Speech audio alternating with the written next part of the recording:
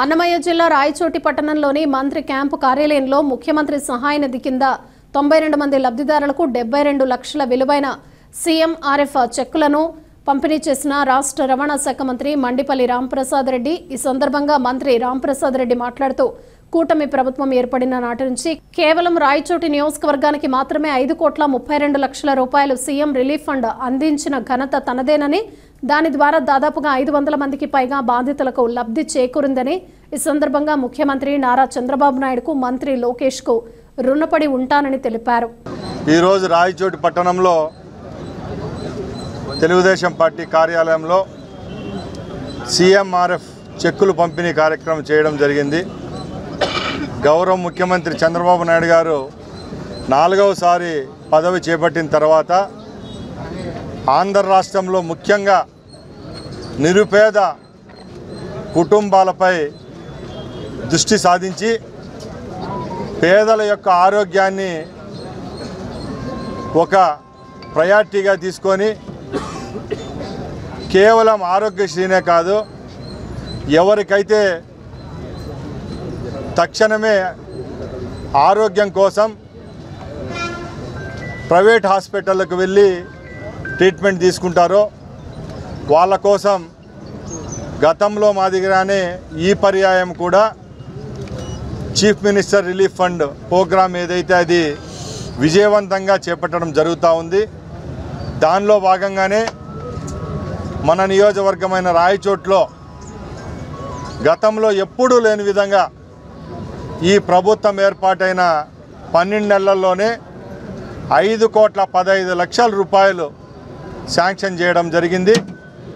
సుమారు 500 మంది పేషెంట్లు ఎవరైతే దీని కింద ట్రీట్మెంట్ తీసుకున్నారో వాళ్ళందరికీ ఏ విధమైన సమస్యలు లేవనెత్తకుండా వాళ్ళ కుటుంబాలకైతేనేం వాళ్ళకైతేనేం చేదోడు వాదోడుగా ఒక పెద్దన్నలాగా ఈ ప్రోగ్రామ్ను కండక్ట్ చేయడం జరిగింది. ముఖ్యంగా మీ అందరికీ తెలుసు, ఈ సీఎంఆర్ఎఫ్ అనేది ఒక ఏటీఎం కార్డు లాంటి వాడు. ముఖ్యంగా ఎవరైతే బీపీఎల్ లైన్లో ఉంటారో, పేదరికంలో ఉంటారో వాళ్ళు కూడా ధైర్యంగా కార్పొరేట్ హాస్పిటల్లో ఈరోజు ఈ రాష్ట్రంలోనే కాదు చుట్టుపక్కల ఉండే 2-3 రాష్ట్రాల్లో అపోలో, కేర్, స్టార్ హాస్పిటల్ ఇలాంటి పెద్ద పెద్ద హాస్పిటళ్ళు కేవలం ధనికులకు మాత్రమే కాదు పేదలకు కూడా ఈ హాస్పిటల్లో ట్రీట్మెంట్ చేయించుకునే సౌకర్యం కల్పించే విధంగా చర్యలు తీసుకోవడం జరుగుతూ ఉంది. ముఖ్యంగా మన రాయచోటి నియోజకవర్గం లబ్ధిదారుల తరఫున గౌరవ ముఖ్యమంత్రి చంద్రబాబు నాయుడు గారికి అలాగే మంత్రివర్యులు లోకేష్ బాబు గారికి మరొకసారి ధన్యవాదాలు తెలియజేసుకుంటున్నా. 5,15 అంటే ఆషామాషి కాదు. ఈ రోజుకి రాష్ట్రంలో ఉన్న 175 నియోజకవర్గాల్లో ఇంకా కొన్ని నియోజకవర్గాల్లో ₹1,00,00,000 కూడా దాటలేదు. మన నియోజకవర్గంలో ఇప్పటికే 5,15 రూపాయల చెక్కులు పంపిణీ జరిగిందంటే తెలుగుదేశం పార్టీ కూటమి ప్రభుత్వంలో ఏ విధంగా ప్రజల కోసం పనిచేస్తున్నామో ఒకసారి మీరు అందరూ అర్థం చేసుకోవాలా. అలాగే తెలుగుదేశం పార్టీ కార్యకర్తలు నేను ఒకటే కోరుకుంటున్నా, ఈరోజు మన ప్రభుత్వం ఏర్పాటైన తర్వాత వైద్య రంగాన్ని బలోపేతం చేసే విధంగా ఈరోజు మన ముఖ్యమంత్రి పనిచేస్తున్నారు.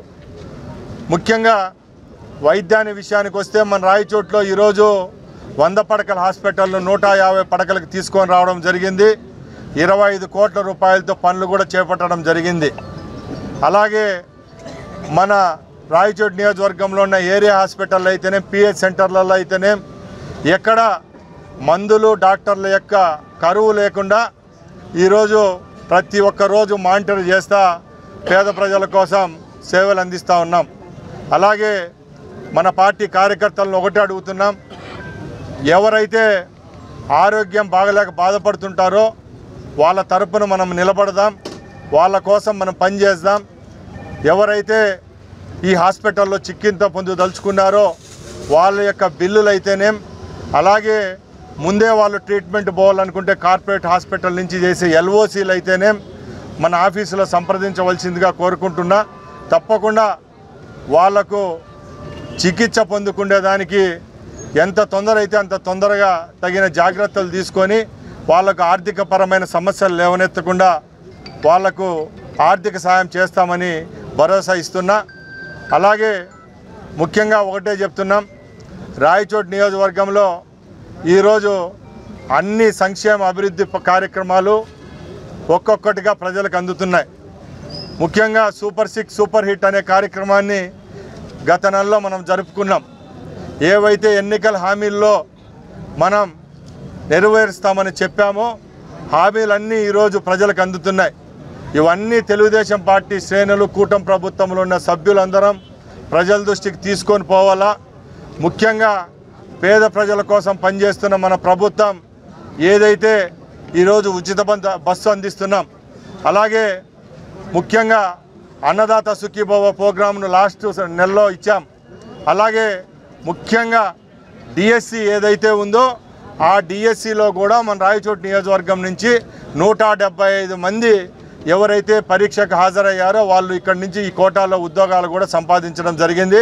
వాళ్ళందరికీ గౌరవ ముఖ్యమంత్రి గారి చేతుల మీదుగా మొన్న వాళ్ళ యొక్క ఆర్డర్స్ను కూడా ఇప్పించడం జరిగింది. ముఖ్యంగా విద్యాలోకానికి ఎప్పుడూ లేని విధంగా ఆ రోజు అమ్మఒడి ఇచ్చి దగా చేస్తే ఈరోజు తల్లికి వందనం అంటూ కార్యక్రమం చేపడితే ఒక్కో కుటుంబంలో 5-6 మంది పిల్లలున్న వాళ్ళకు కూడా 13,000 రూపాయల చొప్పున వాళ్ళ అకౌంట్లో జమ చేయడం జరిగింది.